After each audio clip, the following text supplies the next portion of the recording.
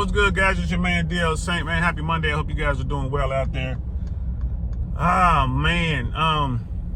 It is Monday. Our 5 o'clock podcast, I really want to know show is going to be late or maybe early. We'll see. My daughter's performing tonight at school, and I got to be there. Parents, you got to be there for your kids. If at all possible, go watch them perform, support them, whatever they're doing.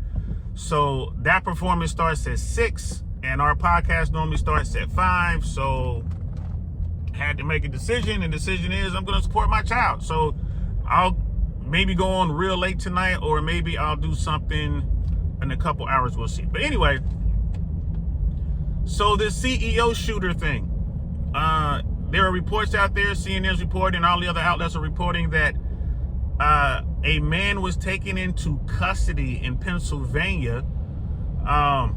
Someone called in, said, hey, there's a guy at this McDonald's who looks like the man in the pictures.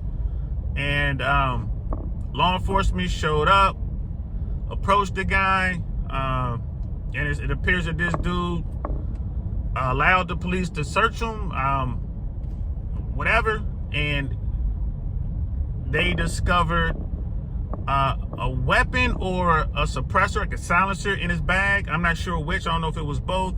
They discovered multiple fake IDs, allegedly, and one of the IDs matches up with one of the fake IDs that the CEO shooter used in the attack in the state, in the hostel in New York. So who knows? Looked like they might have their person. And here's the thing: law enforcement wouldn't have found this dude if it wasn't for someone, a citizen, giving up the information. So it seems to me, I don't know anything about nothing, just kind of reading what information comes out here. It seems to me like this guy, was trying to get caught.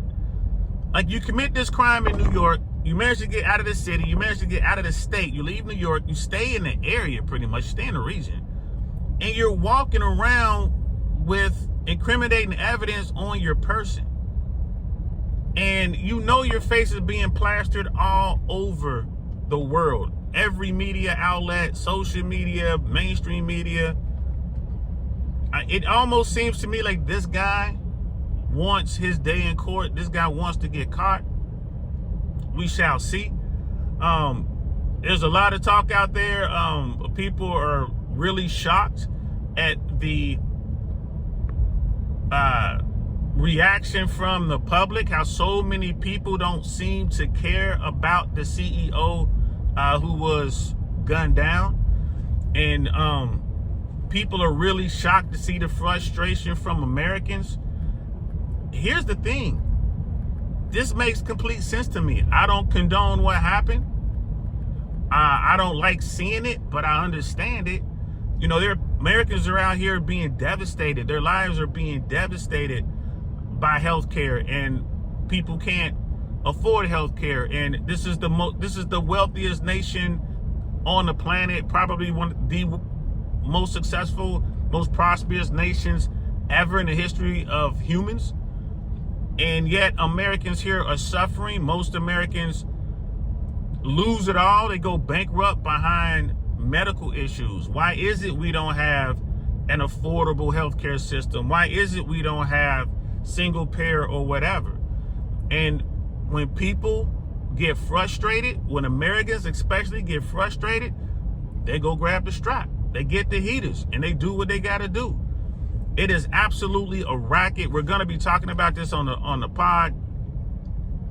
No one is going to feel bad for these CEOs and these individuals running these healthcare networks, because the more they hurt the customer, the more they hurt the user, the more money they get to keep, the more money they earn. So right away, that makes you someone that people don't like. So, and they're not going to care what happens to you. And, here's the thing. This guy gets his day in court. It's going to be 12 people in that jury. It only takes one to have a hung jury. They're gonna be, I don't care what the judge says as far as here are the instructions, go deliberate. All they're gonna do is sit there and think about their mom, their dad, their grandma, or one of their loved ones who were hurt by the system. That's all they're gonna think. They're gonna think about their loved ones who were hurt by the healthcare system, who died a very slow and painful death, and all they're gonna think about is all the money they lost and all the times they were told, no, you can't have this medicine, no, you can't have that procedure. That's all they're gonna think about. And remember, you only need one. You only need one juror to hang the jury. That's it. You only need one. So we'll see how this plays out, guys. It's definitely crazy. We're gonna be definitely talking about that moving forward. And like I said, this thing could really spiral out of control and turn into something big, because now you have factions. You have the haves against the have-nots. You have the 1% versus the 99. That could become a problem. That could become a problem. So we'll talk about that later. Hope you guys had a good weekend. Hope you're having a good Monday. I'll talk to you soon on DL Saint. Peace.